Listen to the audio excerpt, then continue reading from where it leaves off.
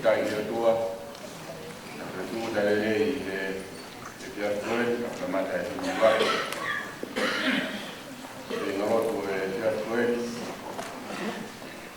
ekonomi au masa ini kono tanpa kau yang mengui mungkin memandang kita sedang lalu kita malam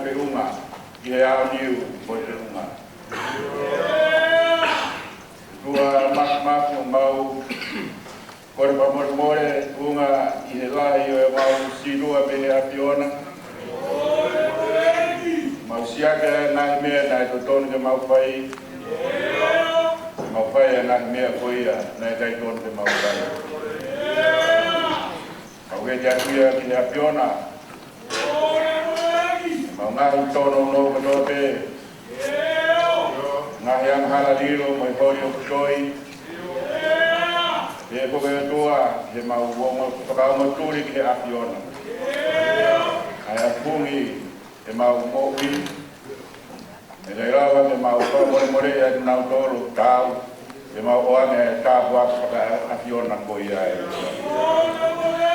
E mai mau los.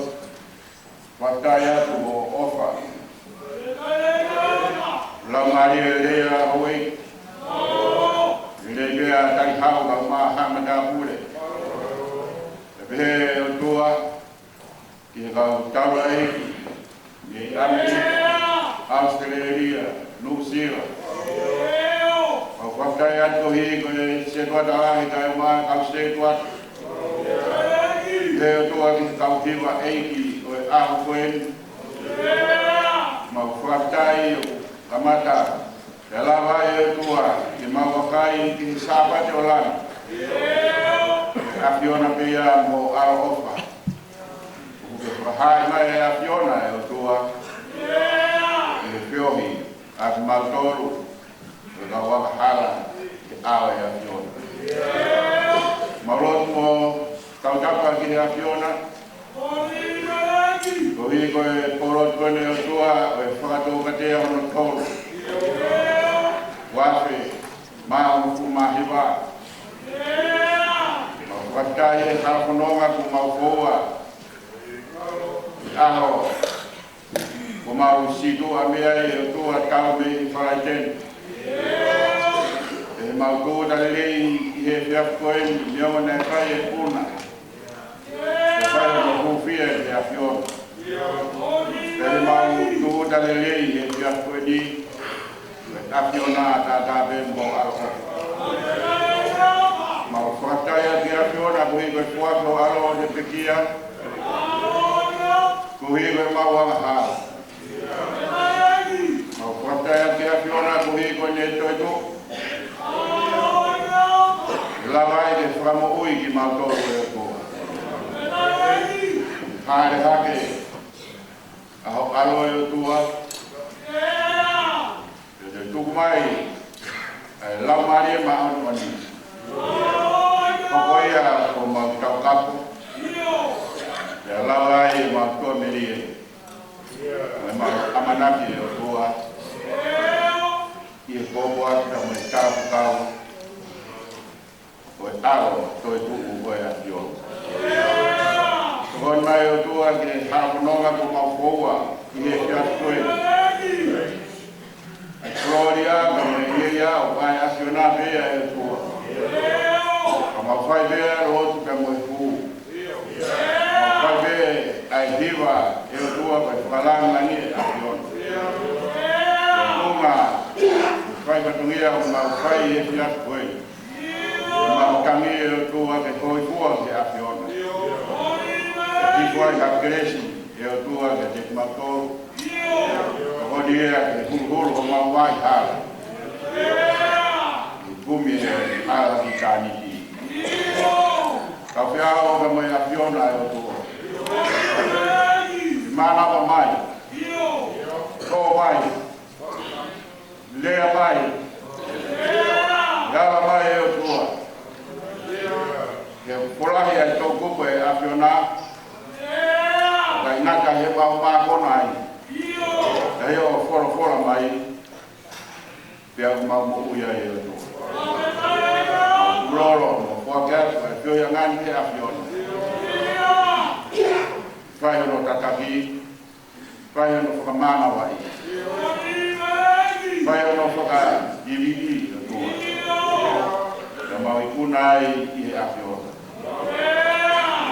rolo qualquer bem mau mulher afiona que nem lá de maldo não é matar wa para o Jesus Christ como a morte. Amém.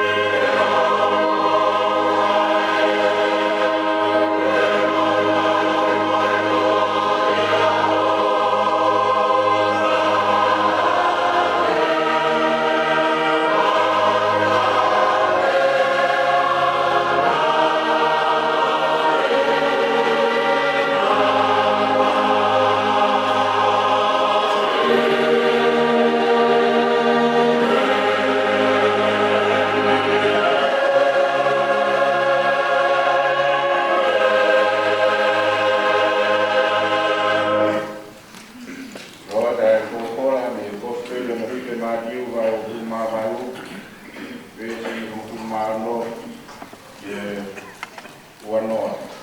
Matiu ka e wawai, tahano e wanoa, i te koia o korea te tiroka lahi, kene kātak nai e pai e kau rea tarikari, o te lava ia ka whakakawai, e kau o kalama o e kia.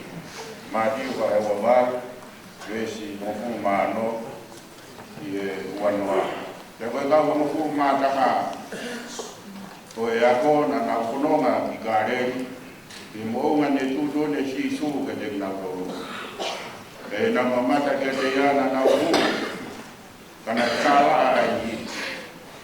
E he unurumaya si su na ne forokola ke te nau toro ke he. Tutuku ke te ao ai pure kotoa pe i lang kaya di mamani. Koia ke mogo o ngau ia ngā kai ko tonga be koe kawa. I paptai si kinau tolu, i wapa e tamai, i kare, me lau mari e maa ni onu. Mo ia koe kinau tolu ke tau ia ngā mea ko tonga be ko tutu ni atu. Ia koe, ko ia teki mo tolu e au, i ngā kau ko tonga be o au ki ngata ana o mamani.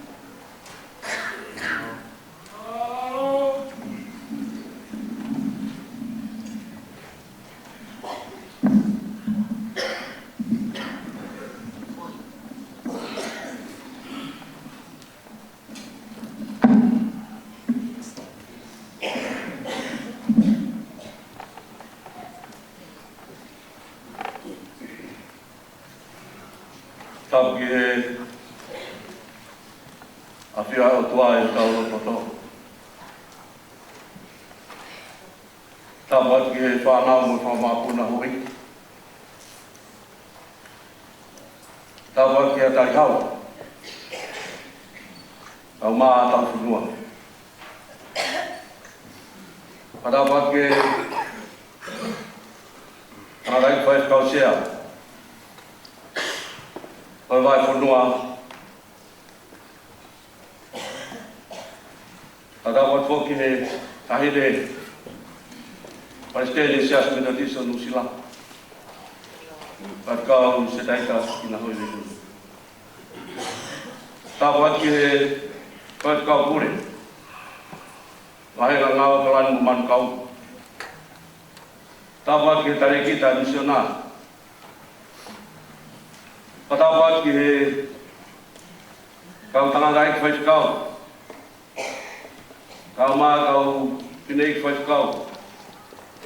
Kau ma kau ma me. Mo me mai i tau koe ke whakakat. Ai whakawhio. O i whakatau ka te a hano toru. Tawat ki he o e whai kau sea kau mai kau pinei ki. Tau pat ke kau pure hiwa. Kau mai kau hiwa. Ono kotoa pe, o mai mores. O tau pat ke tangata eki takon Palestine Free Assessment at Isa Nisila. E tū kea o ata whatap koe ke tapu ke tō pe tonu ke au ki ai. Ka tā mua mō ko whaila maari koe ke u whakakakat. Ai whatongia ko whiri au ki ai he tangata i whai whakausea a mawhunua. Nā iai tangata. Nā neuki. Koe fu swimming pool lahi tai tūhono api. Koia pe lava o kakau. Pea me he tawhaaku ni ke tawhaake taha. Vame. Te huia ia fuanga o tuku peilo. Ka hao, te le mau e pare, e pāngla. Pea tu e matanga o whai ai ka e li, kufanga whakatapu e fukonga. Kano mate i, pu, tau ai pere a mahi. Koe he nori, asi hake a ngā tōru. Au! Pea koe nau tū koea ke whaango ko hai e hata. E lawa, ke ne pore, ai fo i hala whainga tā. Lolo tonga pe na tu time si mari ki fo fo na fata pu ai tam ka ka va me pe o hake o le ka turi atu ka fa ngo ke ta ke e ke no ringo a ko hui ke ave ke ma o pare ka ma ma pe ta ma ta la fe ma o ke al ke ka polisi dai ka ku ga no ina ke e ke vai na te ke ia o pe he mo se a ka wene foi te ke to ore vai o pe fai ke te au sai pe te kala ke polisi ka vai ko vi ko foi te ke po fai ma ya pa vitai ke o vi ko fai no mari o te fi pa foma ya tu e tai tai le mo to ko pe si kau fai kau o mo fai fatongia o muri malo mo so mo fai fatongia tau fai lo ki fi ai a ho pa tau ang pe le ho ko tai mo he ni ta un fa kolo e fa fatongia ki a we ai palestini e polo te tau ko si yo ha ma to kanga ia po mi va to te tau o gina ki kau ngata ma ki tau ko si nek palestini kau mi va ni va ko ma fai pe fatongia le lei ta ko vi ko me mai ki te au ko te ke pe ke maru ngata ha ma ke ko tau ya ni te Yang tahu mana pe ya po vi va le lei o e fin ta bonua o ri ko tai mi tau nyai ta no fa o si vai ke fu poto lea ta no ka nga mea na e le rea ki Amerika ki o e mo pe to ke fai ki se na apia ko ke tala ka apia ko ko ta no ke ka ko ka na mo fa no ta no fa pa na ni sia mo takot ko pe ko na wa to ko ya muy a tu a ko ni no me a ko na ko fa pa la e ke ani te pide ko in question where are you going to we have to oh we going to St. George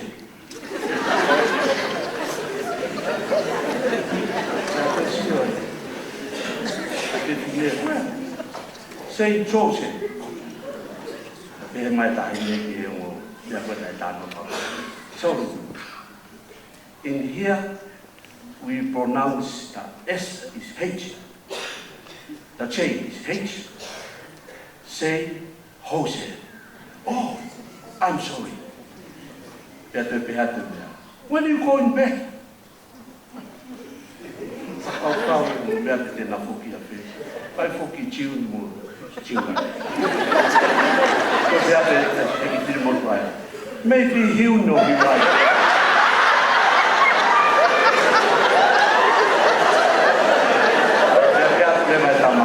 no tamat is chiu no chiu right America a mo fok tala ko ko tu me te fora maybe he'll know be right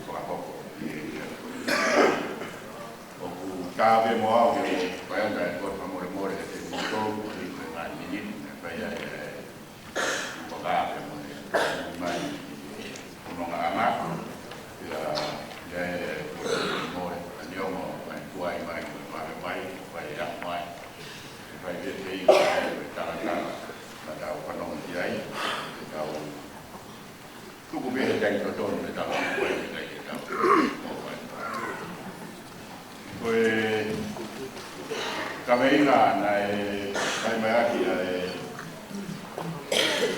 ngawe pato katea i palai ki ania ahon growing living together. Koe tutu ka mo ui whakatako. Iai na mono potporopola i kia i koe i kakai i pai. I he whiawhini o tui koe hoko atu ai pe ai ka poro tu i ka veina koe ia koe tutupu pe a whataka. Ka pu iai e whia i whainga mahi e koe mea mai Palestine siasi Milotisi o Sila Patikau Kudaita Tamo Peau Kina Hoi Reiku Mea mai e pia koe o whakakoroa ai polo koe. Ane koe ia koe lea ko pai e situa dalahi ai tokanga e mahawina ia na ke pai i teohi anani e pai e talo la pia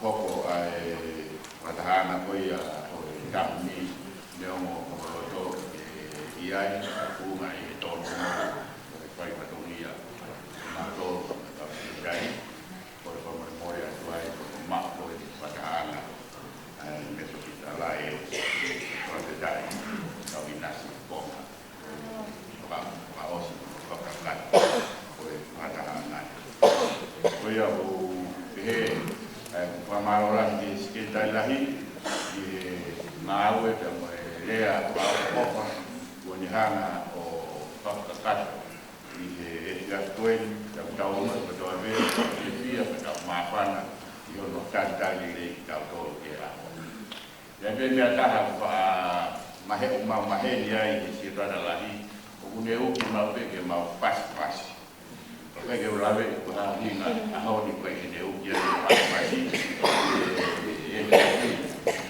na o viai apa anga no kato pe la ni to nge ni ma vai pas